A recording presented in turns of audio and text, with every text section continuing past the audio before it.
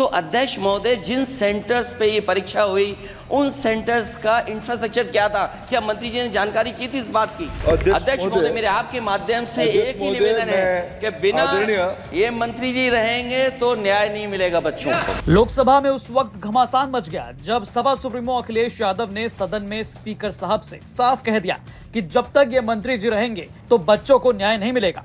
साफ तौर पर उनके निशाने पर थे शिक्षा मंत्री धर्मेंद्र प्रधान।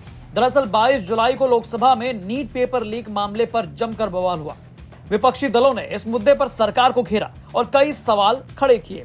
अखिलेश यादव ने केंद्र सरकार पर कई गंभीर आरोप लगाए। उन्होंने कहा कि सरकारी सीटें 30,000 हैं और हर सेंटर पर 2 से 2,500 बच्चे पास हुए हैं। जब तक ये मंत्री जी रहेंगे तो बच्चों को न्याय नहीं मिलेगा। अध्यक्ष महोदय, मैं आपका धन्यवाद देना चाहता हूं।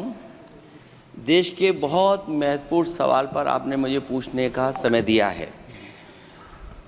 अध्यक्ष महोदय, ये सरकार किसी और का रिकॉर्ड बनाए ना बनाए, लेकिन पेपर लीक का रिकॉर्ड जरूर ये सरकार बनाएगी।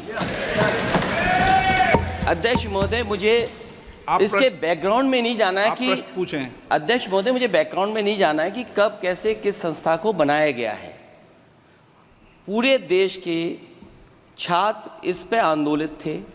लगातार अखबार और सीबीआई की जांच के बाद चीज़ें सामने आ रही हैं, लोग पकड़े जा रहे हैं, जेल भेजे जा रहे हैं। मैं अध्यक्ष महोदय आपके माध्यम से पूछना चाहता हूं मंत्री जी से, क्या सेंटर वाइज जिन बच्चों को सबसे ज़्यादा नंबर मिले हैं, क्या उसकी सूची जारी करेंगे?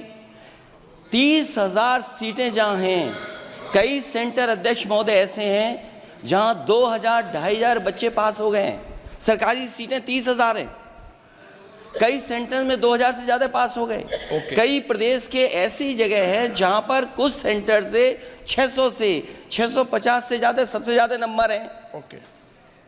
और अगर वो संस्था इतनी क्रेडिबल थी तो अध्यक्ष महोदय, जिन सेंटर्स पे ये परीक्षा हुई उन सेंटर्स का इंफ्रास्ट्रक्चर क्या था? क्या मंत्री जी ने जानकारी की थी इस बात की?